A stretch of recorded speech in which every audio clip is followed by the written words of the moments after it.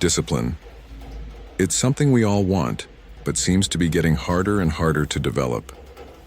I've noticed recently that there is an increasing number of months allocated to creating more constructive habits. We've got things like Stoptober, Dry January, and No Nut November, all of which gather people together and promote the discipline to abstain from various destructive activities like drinking, drugs, porn, etc. I think these are great, and they suggest that we have a strong desire to change negative habits. However, I'm sure you already know that habit change is much easier said than done. How many times have you made a plan, committed to a goal, or promised yourself change, only to stop after a few days, give in to your impulses, and return to your old self? It happens a lot. Discipline is simply your ability to overcome your short-term desire, and short-term desire is the death of habit change. So, to change habits, we need to develop discipline. Why discipline is so important, why it's becoming more difficult for you to develop it, how you can develop it. Stoicism teaches us that without discipline, we are destined to float through life as a passenger, pulled along by default, by the whim of the world around us and our base desires. However, with discipline, we are able to plot our own course. You become the captain, standing at the helm of your ship.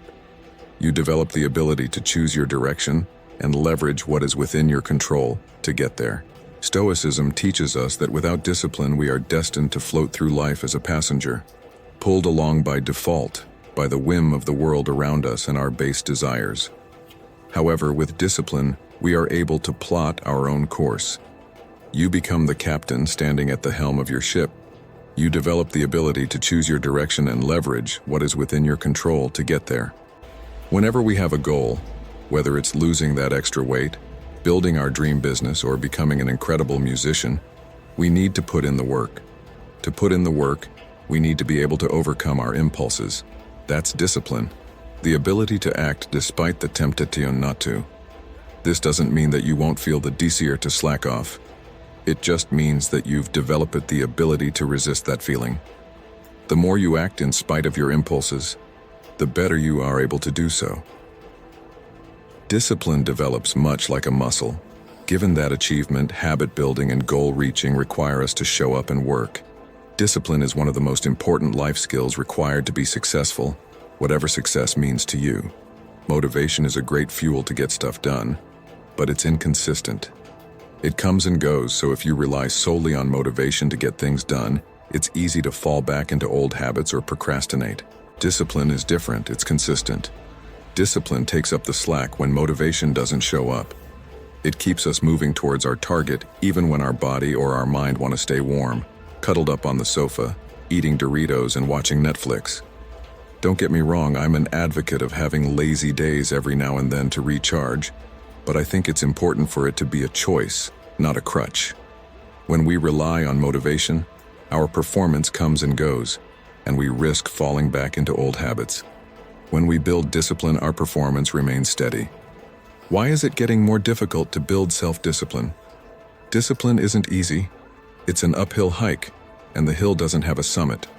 I think discipline is getting harder to cultivate, and the simple answer for why that's the case is that life is getting easier. An easier life creates two conditions that makes discipline difficult to cultivate. We are surrounded by more and more sources of temptation and distractions that make it increasingly difficult to overcome our impulses. Things like TV, social media, video games, YouTube, etc. are all competing for our attention, and many of them are designed specifically to draw us in and keep us hooked. This increasing noise makes it more difficult for us to overcome our desire not to work. Even so, this is not an excuse. It is our responsibility to learn how to manage it.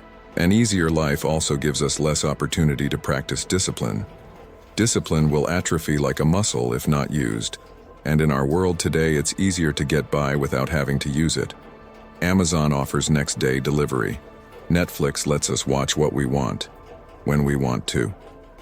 Facebook and Instagram give us little dopamine hits whenever we need them. Food can be delivered in 30 minutes. The list goes on. Instant gratification is slowly removing opportunities for us to practice discipline. We are becoming impatient, expectant, and our attention span is reducing. Unfortunately for us, the world is removing sources of resistance, the same resistance that is needed for discipline to grow. In reality, we don't need to do that much to survive. But the body craves comfort, it craves satisfaction and instant gratification. As we've said, and this is repeated intentionally, discipline is the ability to overcome these feelings. Regarding too much comfort, to quote Admiral Akbar, it's a trap.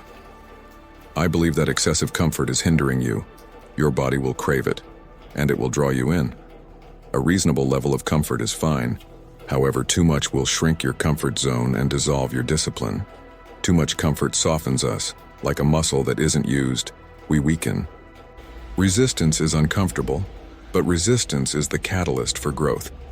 It gives us the feeling of development, fulfillment, and achievement. It shows us the boundaries of our ability and allows us to surpass them. The psychological impact of knowing you can do something is profound, and you can only find this boundary by pushing yourself through resistance. No one finds their limit sat on the sofa.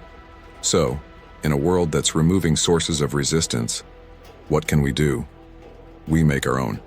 Some examples: regular exercise, events, 10 km, 5 km, mud runs, charity runs, etc. Martial arts, I recommend BJJ. Learn a new hobby, build something, car, house, project, etc. Wake up early. Continue your education, degree, accreditation, PhD, etc. Start a passion project, side business. How do we build discipline? I've said before that discipline is like the gym. We need resistance to grow, and that growth will depend on the resistance we apply. If we're new to the gym, we don't go balls to the walls and try to deadlift 300 kg.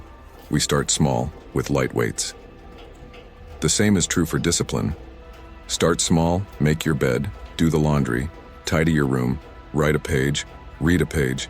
Don't eat that chocolate bar. Walk at lunch, put down your phone. Don't open that incognito tab. Go to bed earlier, wake up earlier, etc. 1. Practice acceptance, amor fati. Embrace events, even the challenging ones, as opportunities for growth. Instead of resisting what you can't control, focus on controlling your responses. 2. Focus on the present, mindfulness. Concentrate on what's within your control at this moment. Don't dwell on the past or worry excessively about the future. 3. Practice negative visualization. Visualize potential obstacles or challenges to prepare yourself mentally. This prepares you to handle adversity and not be thrown off course easily. 4. Set realistic goals, virtue ethics. Focus on goals that align with your values and virtues rather than external validation. Break down big goals into manageable steps to maintain motivation and focus. 5. Practice self-denial, voluntary discomfort. Occasionally choose discomfort voluntarily, fasting, cold showers, etc., to build mental resilience. This helps in resisting immediate gratification and developing willpower. 6. Develop a routine, discipline of action. Establish a daily routine that includes time for self-reflection, learning, and action. Stick to this routine to cultivate discipline and focus. 7. Reflect on virtues and values. Regularly assess your actions against Stoic virtues like wisdom, courage, justice, and temperancy. Ensure your actions align with your values. 8. Mindful decision-making, premeditatio malorum. Before making significant decisions, consider potential negative outcomes and how you'd handle them. This helps in making more thoughtful and measured choices. 9. Practice gratitude. Reflect on what you have and be thankful for it, including challenges that provide opportunities for growth. Gratitude helps in maintaining perspective and resilience. 10. Continual learning, philosophical reflection. Study Stoic texts and reflect on their teachings regularly. Apply Stoic principles in your daily life to reinforce discipline and resilience. 11. Mindful responses. Pause and reflect. When faced with challenges or emotional turmoil, take a step back before reacting impulsively. Consider the Stoic principles and respond thoughtfully rather than impulsively. 12. Embrace impermanence. Recognize that everything is temporary, including hardships and pleasures. This perspective helps in navigating difficulties with equanimity. Practicing these principles requires consistency and patience. Over time, they can significantly strengthen your self-discipline and resilience, as advocated by Stoic philosophy.